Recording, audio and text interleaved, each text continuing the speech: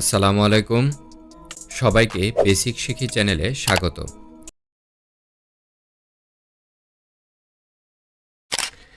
আজকে আমরা অষ্টম শ্রেণীর ক্ষুদ্র সঞ্চয় ভবিষ্যৎ গড়ি অধ্যায়ের লাভ ক্ষতির একটা ডিফিকাল্ট ম্যাথ সলভ করব।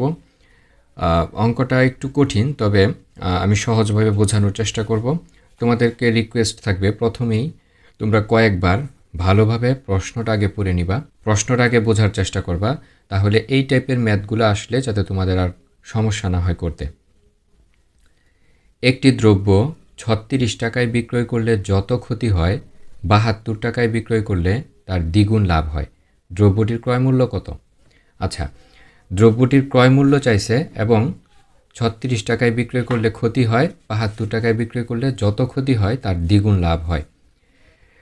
আমাদের এই যে শর্তটা দেওয়া আছে, দুইটা শর্ত, এই দুইটা শর্ত থেকে আমরা একটা সমীকরণ দাঁড় করানোর চেষ্টা করব এবং ক্রয় মূল্যটাকে এক্স ধরে নেব। তাহলে এই অঙ্কগুলো, এই টাইপের অঙ্কগুলো করতে আমাদের সুবিধা হবে। তাহলে আমাদের দ্রব্যটির ক্রয়মূল্য যেহেতু বের করতে হবে, ধরে নেই দ্রব্যটির ক্রয়মূল্য এক্স টাকা। তাহলে ৩৬ টাকায় বিক্রয় করলে কি হয়? ক্ষতি হয়। তাহলে ক্ষতির ক্ষেত্রে কি করতে হবে? ক্রয়মূল্য থেকে বিক্রয় মূল্য বিয়োগ করলে ক্ষতি পাওয়া যায়। কেন? কারণ ক্ষতি তখনই হয় যখন ক্রয়মূল্য থেকে বিক্রয় মূল্য কম হয়। তাহলে অবশ্যই বেশিটা থেকে কমটা বিয়োগ করতে হবে। তাহলে ৩৬ টাকায় বিক্রয় করলে ক্ষতি হয়, যেহেতু ক্ষতি হয় বলেই দিছে যে বিক্রয় করলে যত ক্ষতি হয়, কত ক্ষতি হয় এটা তো জানি না, ওইটা বের করতে হবে। তাহলে ৩৬ টাকায় বিক্রয় করলে ক্ষতি হয় ক্রয় মূল্য বিয়োগ বিক্রয় মূল্য, অর্থাৎ এক্স বিয়োগ ৩৬, এক্স ধরে নিছি ক্রয় মূল্য। এবং আরেকটা শর্ত দেওয়া আছে যে ৭২ টাকায় বিক্রয় করলে তার দ্বিগুণ লাভ হয়। আমরা ওইটা নিব না, আগে আমরা ৭২ টাকায় বিক্রয় করলে কত লাভ হয় ওইটা আগে বের করব। তাহলে ৭২ টাকায় বিক্রয় করলে কত লাভ হয়? তাহলে ৭২ টাকায় বিক্রয় করলে যেহেতু লাভ হচ্ছে, সুতরাং বিক্রয় মূল্য বেশি, তাহলে বিক্রয় মূল্য থেকে ক্রয় মূল্য বিয়োগ হবে। প্রথমে ক্ষতি হয়েছিল ৩৬ টাকায় বিক্রয় করায়, এই কারণে ক্রয় মূল্য থেকে বিক্রয় মূল্য বিয়োগ করা হয়েছে।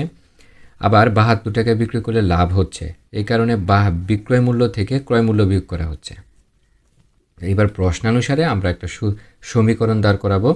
দেখো, সমীকরণ দাঁড় করানোর ক্ষেত্রে যে জায়গায় গিয়ে কমা আছে বা থামবে সমীকরণটা, ওইখানে আমরা সমান চিহ্ন দিব। তাহলে প্রথমে বলছে ৩৬ টাকায় বিক্রয় করলে যত ক্ষতি হয়, তাহলে কত ক্ষতি হয় এটা বের করছি, যে এক্স মাইনাস ৩৬ টাকা এটা ক্ষতি হয়। তাহলে লিখলাম এক্স মাইনাস ৩৬। ৭২ টাকায় বিক্রয় করলে তার দ্বিগুণ লাভ হয়। তাহলে ৭২ টাকায় বিক্রয় করলে কত লাভ হয়? ৭২ মাইনাস এক্স টাকা। তাহলে কার দ্বিগুণ লাভ হয়? এই যে ৩৬ টাকায় বিক্রি করলে যে ক্ষতি হয়েছিল এটার দ্বিগুণ লাভ হয়। তাহলে এর সাথে ২ গুণ হবে। অনেকে এখানে ২ গুণ করে দেবে, ডান পাশে ২ গুণ হবে না।